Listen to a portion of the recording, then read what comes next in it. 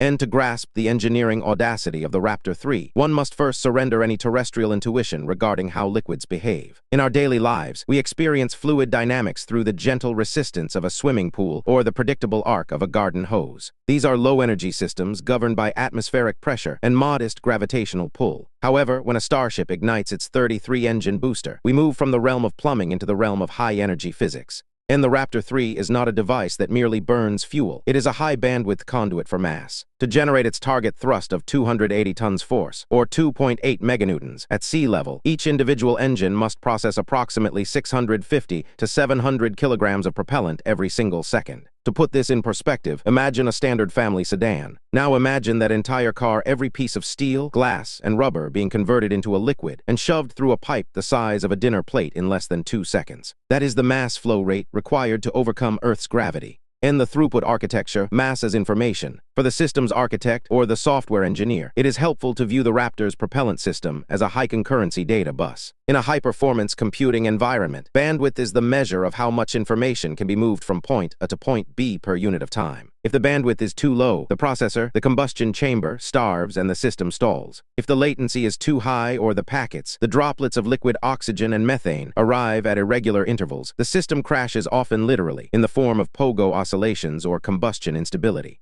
And in the Raptor 3, the bandwidth is the mass flow rate. Because the engine operates on a full-flow staged combustion cycle, it does not just move liquid, it moves high-pressure gas and cryogenic liquid simultaneously through separate channels before they converge. This is the ultimate parallel processing challenge in fluid mechanics. If you were to attempt to feed this engine using only the pressure provided by the head height of the fuel tank's gravity feed, the engine would produce barely enough thrust to lift a feather. To reach the stars, we must artificially amplify the enthusiasm of the fluid. In the wall of pressure, overcoming the combustion barrier, the primary obstacle to moving this mass is the environment into which the mass must be delivered, the main combustion chamber, MCC. Inside the Raptor 3, the chamber pressure /PC/ reaches staggering levels upward of 350 bar over 5,000 psi. This is not a passive void, it is a literal wall of force. And imagine trying to spray a garden hose into the business end of a pressure washer that is already running. The water from your hose would simply bounce back at you. To get any fluid into the zone of fire, the delivery system must exert a pressure significantly higher than the pressure of the explosion itself. This is the delta P, the pressure differential. For the methane and oxygen to even enter the chamber, the pumps must overclock the fluid to pressures exceeding 500 or 600 bar.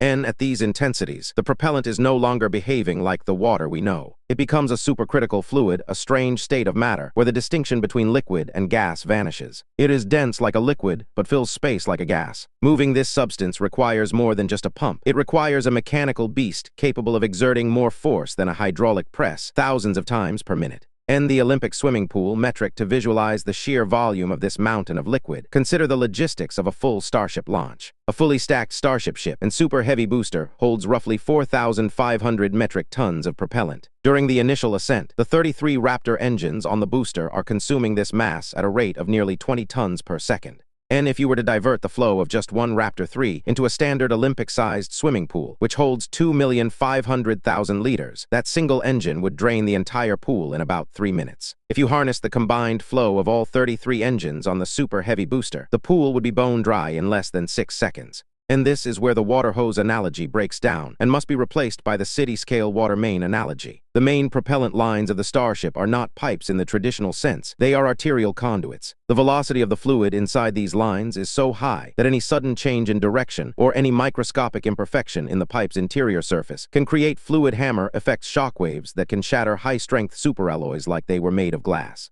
In cavitation, the packet loss of fluid dynamics. In high-speed data transmission, packet loss occurs when the physical medium cannot keep up with the demand, leading to gaps in the data stream. In rocketry, the equivalent catastrophe is cavitation. And cavitation happens when the local pressure of a liquid drops below its vapor pressure, usually due to the high speed of a pump's impeller. This causes tiny bubbles of vapor to form. When these bubbles move into a region of higher pressure, they don't just pop, they implode with such violence that they create localized microjets of fluid that can pit and erode the hardest metals. And for the Raptor number 3, cavitation is the enemy of reliability. If the methane or oxygen stutters for even a millisecond due to vapor bubbles, the combustion process in the chamber becomes uneven. This can lead to chugging, a low-frequency vibration that can resonate through the entire 120-meter-tall stack, potentially tearing the vehicle apart. And to prevent this, SpaceX utilizes cryogenic densification, as touched upon in earlier chapters. By subcooling the methane and oxygen to temperatures near their freezing points, they increase the fluid's density and lower its vapor pressure. This makes the fluid sturdier and less likely to vaporize under the frantic pulling of the pumps. In our computer science analogy, densification is a form of data compression. It allows SpaceX to pack more mass units into every cubic centimeter of bandwidth, ensuring that the pumps are always moving solid, reliable packets of propellant.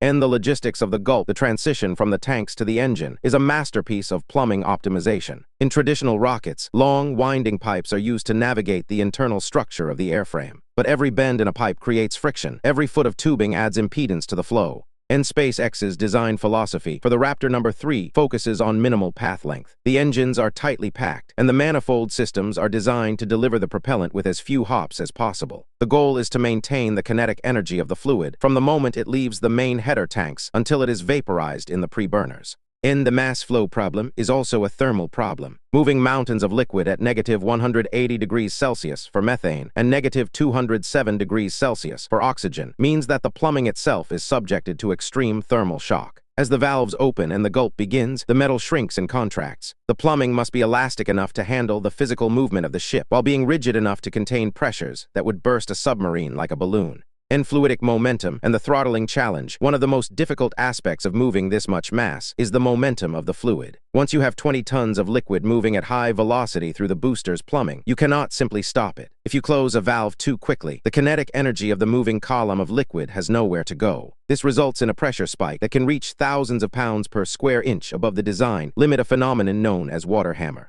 And this makes throttling, the ability to turn the engine's power up or down, an incredible feat of synchronization. When a starship prepares to land, the Raptors must throttle down to 40% or 50% of their maximum thrust. This requires the pumps to slow down, the valves to partially close, and the mass flow rate to drop, all while maintaining the delicate balance of the combustion cycle. And it is the equivalent of trying to precisely control the flow of a fire hose by squeezing the pipe with your bare hands, while the water source is a dam that just broke. If the software controlling the valves, the engine control unit, or ECU, is out of sync with the hardware, which is the physical movement of the fluid, by even a few milliseconds, the resulting pressure surge will blue screen the engine, usually in a shower of sparks and green copper flame.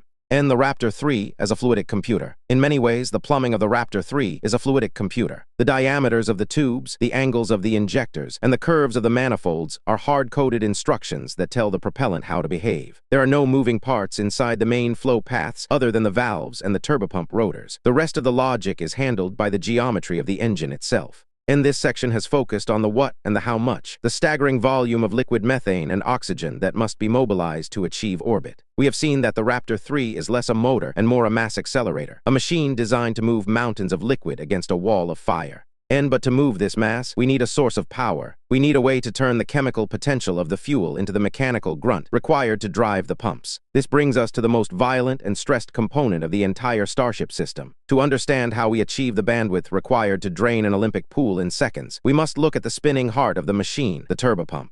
And in the next section, we will descend into the belly of the beast, where the laws of materials science are pushed to their absolute breaking point. We will examine the components that must survive the centrifugal forces of 1,000 GS, while being simultaneously blasted by cryogenic cold and volcanic heat. And 3.2 spinning at 30,000 RPM, the incredible stress of the turbopump.